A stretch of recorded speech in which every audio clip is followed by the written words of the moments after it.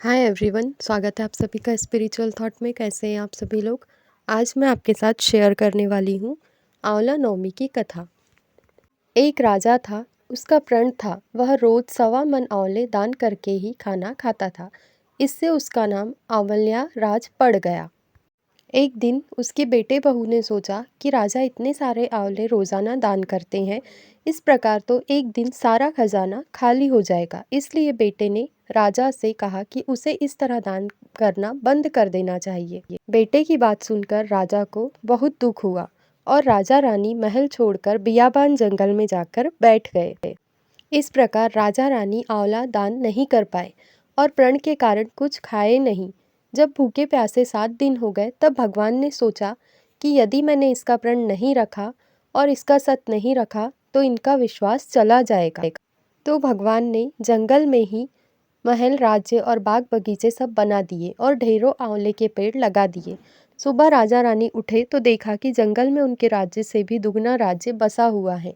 राजा रानी से कहने लगे, रानी देख, कहते हैं सत मत छोड़े, सूरमा सत छोड़िया पच जाए, सत की छोड़ी लक्ष्मी फिर मिलेगी आए। आओ नहा धोकर आंवले दान करे और भोजन करे। राजा रानी ने आंवले दान करके खाना खाया और खुशी खुशी रहने लगे। उधर आंवला देवता का अपमान करने और माता पिता से बुरा व्यवहार करने के कारण बहू बेटे के बुरे दिन आ गए।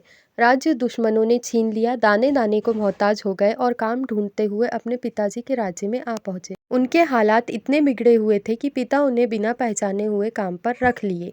बेटे बहू सोच भी नहीं सकते थे कि उनके माता पिता इतने बड़े राज्य के मालिक भी हो सकते हैं, सो उन्होंने भी अपने माता पिता को नहीं पहचाना। एक दिन बहू ने सास के बाल गूंथते समय उनकी पीठ पर मस्सा देखा। उसे यह सोचकर रोने आने लगा कि ऐसा मस्सा मेरी सास के भी था।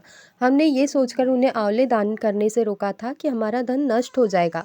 आज वे लोग न जाने कहाँ होंगे। यह सोचकर बहू को रोना आने लगा और आंसू टपक टपक कर सास की पीठ पर गिरने लगे। रानी ने तुरंत पलटकर देखा और पूछा, तू क्यों रो रही है? उसने बताया, आपकी पीठ जैसा मस्सा मेरी सास की पीठ पर भी था। हमने उन्हें आंवले दान करने से मना कर दिया था, इसलिए वे घर छोड़कर कहीं चले गए। तब रानी ने उन्हें पहचान लिया, सारा हाल पूछा और अपना हाल बताया। अपने बेटे बहू को समझाया कि दान करने से धन कम नहीं होता बल्कि बढ़ता है। बेटे बहू भी अब सुख से राजा रानी के साथ रहने लगे। हे भगवान, जैसा राजा रानी का सत रखा वैसे सबका सत रखना, कहते सुनते सारे परिवार का सुख रखना।